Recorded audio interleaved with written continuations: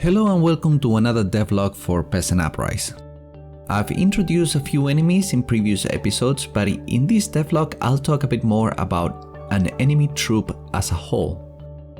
I'll quickly showcase the introduction of signposts and we'll end up with a review of the overall project status.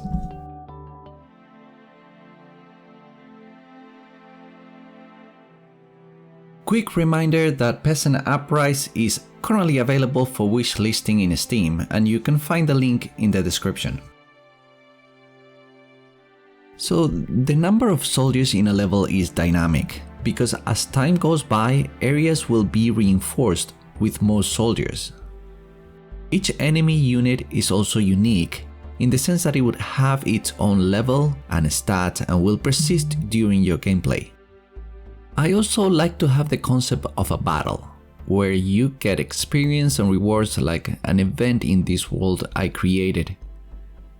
In this battle you can come out victorious or you can be defeated. For this purpose I had the idea of introducing another concept, which is the idea of grouping several soldiers in a troop. Engaging with this troop will commence a battle, and when either side falls or when the player yields, the battle will end. So far, so good, and everything I've mentioned before has already been implemented in the game. But what I've worked on lately is in how troops spawn soldiers in the field. The troop has a center point, and it would spawn enemy units around it in a circle.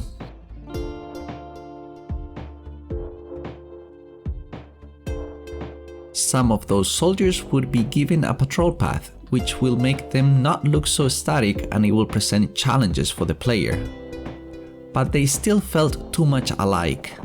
Also, trained soldiers should be able to create more sophisticated guarding formations, or at least place themselves in a more logical manner. To accomplish this, I've introduced the option of adding spawn points, where I can set which type of unit this point is expecting. When the troop is about to spawn soldiers, it will check if there is a spawn point for the particular unit type it's trying to bring into the scene, and if it doesn't find a custom location, it will just follow the default pattern.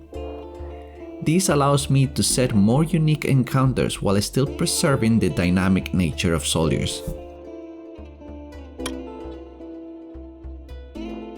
For example, in this case, I'm going to set 2 archers in the back, being able to deal range damage while the peasants are still dealing with the soldiers up front, which are now forming a wall of defense. So again, it's all about giving me as a game designer flexibility. I can just choose to leave it in its default state and they'll just spawn close together, or create more elaborate formations, which is quite fun.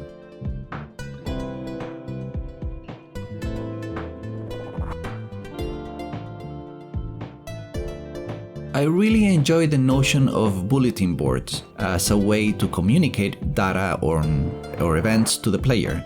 As I progress with the quests and levels, I've also had the need to make smaller communications or a way to indicate what something is.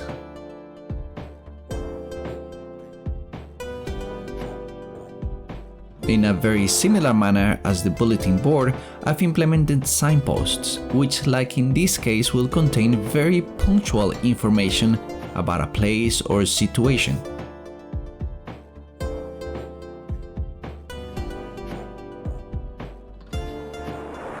Things are moving along quite nicely now. The bulk of the main features are now out of the way, and I do have to occasionally add new things to support the quests or levels. But for the most part, I'm spending my days focusing on quests, creating NPCs and prefabs to go along with those quests, and also placing troops in each scene as I work on them.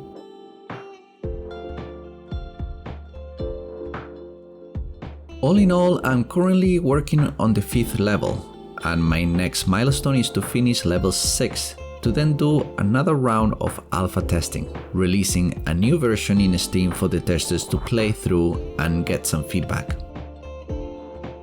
As of today, I've completed 2,596 tasks, and I have 271 tasks remaining. But to be honest, I've been stuck in the high 200s for a while. It seems like with every sprint I close a good number of tasks, but I also create the same amount of tasks. So it's frustrating indeed, but that's just how it is. Either way, completing the 6th level by the end of the next sprint will give me a good feeling about the current pace. I'm always open for feedback, so if you have any cool ideas or thoughts on the game, reach out in the comments or in Discord.